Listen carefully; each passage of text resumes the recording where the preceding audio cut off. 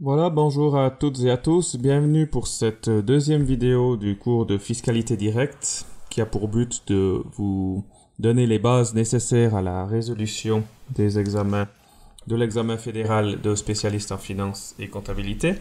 Après une première, une première introduction générale, dans cette vidéo, on va rester dans les généralités, mais on va parler de généralités, je dirais, un petit peu plus techniques. Alors, cette vidéo ne sera pas forcément longue. On va déjà définir quelques notions de base, la fiscalité, l'impôt, les taxes. On va regarder les sources du droit fiscal, finalement, qu'est-ce qui fonde une imposition.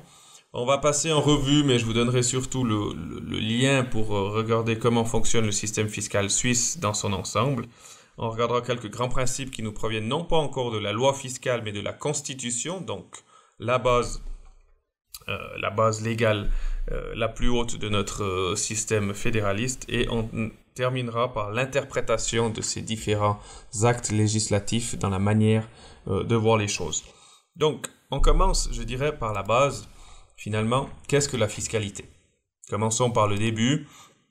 La fiscalité, c'est évidemment une règle, c'est une branche qui recouvre l'ensemble des règles relatives aux impôts, à la détermination des impôts, mais aussi à ou à leur recouvrement. On peut avoir affaire à des personnes physiques, à des personnes morales. Il y a une relation entre l'État et les contribuables. C'est finalement une manière d'exprimer la fiscalité, une politique économique d'un État. Dans quelque chose d'un petit peu plus concret maintenant, on va essayer de définir la notion de l'impôt. Qu'est-ce que c'est finalement un impôt? Vous pouvez y réfléchir, chacun peut se faire sa propre idée. L'impôt, ça recouvre 4 éléments importants. Tout d'abord, c'est une prestation pécuniaire. Donc, l'impôt, c'est de l'argent. Il y a des exceptions, mais on n'est pas là pour en parler. On part du principe, l'impôt, c'est de l'argent. L'impôt est prélevé par une collectivité. Déterminer une collectivité publique. En Suisse, on a 3 collectivités, 3 niveaux de collectivité. La Confédération, les cantons, et on a une compétence des cantons qui est déléguée aux communes. 3 niveaux dans notre système fédéraliste. Cette prestation pécuniaire qui est prélevée par des collectivités, elle est faite pour couvrir des dépenses, pour couvrir leurs dépenses, pour couvrir les dépenses de la collectivité, et pas pour d'autres enjeux. Et dernier élément, l'impôt est prélevé par une collectivité pour couvrir ses dépenses en argent, mais sans contreprestation directe. Il n'y a pas de lien finalement entre l'argent que vous payez à titre d'impôt et une contreprestation directe. L'impôt n'est pas une taxe. On va y venir tout à l'heure.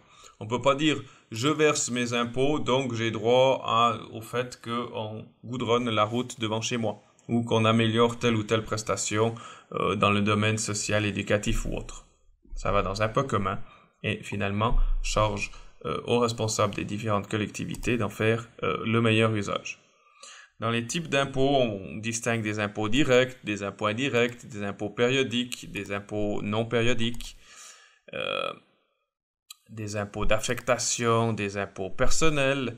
Dans les impôts, on va aussi faire la différence entre les impôts en tant que tels et les taxes.